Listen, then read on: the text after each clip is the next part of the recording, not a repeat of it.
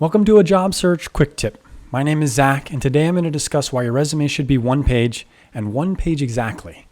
Let's dive in.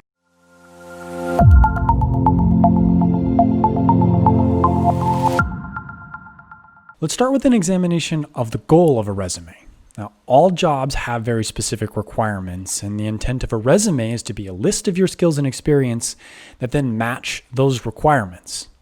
The important thing to keep in mind is that the resume doesn't need to do all the work on its own. There's a reason that the process continues and that you get a chance to interview and answer directed questions. So the resume, what it really needs to do is just get the conversation started. You want to capture the attention of the recruiter or the hiring manager and get them to want to know more, get more details about your work experience. So the question becomes, how do you catch the attention of the hiring manager or the recruiter? It seems like you would want to put every piece of information possible to make sure that if they need it, they have all relevant information. It seems free to put extra information on the resume. But the truth is that there is a cost. There are, in fact, several costs. The first is that the recruiter and the hiring manager have a limited resource in their time and their attention span. At some point, they will just stop reading the resume. The second cost is that you give up a competitive advantage. You need to keep in mind that your resume is in competition with everyone else that applies for the position.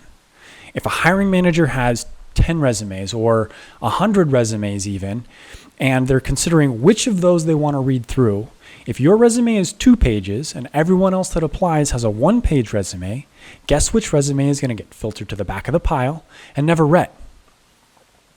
The resume is also a chance to demonstrate several skill sets that are relevant to most positions. First, it's a chance to show that you know how to edit information and really be concise and get to the point. It also gives you a chance to demonstrate that you have a masterful understanding of your true strengths and that you can clearly describe those strengths in a concise manner. It's also a chance for you to show that you have confidence in your most important skill sets, that you don't feel a need to decorate them with irrelevant information.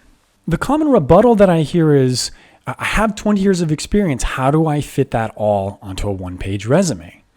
And what I would say to that is that really consider how much of your experience that is older than 10 years is going to really be relevant to the value that you propose to add to your prospective employer.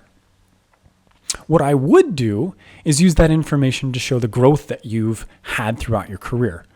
But all you need to do in order to show that information is include the company that you worked at, the title of the position, and then also the dates that you worked in that role. And that should only take maybe 1 line per position that's older than 10 years.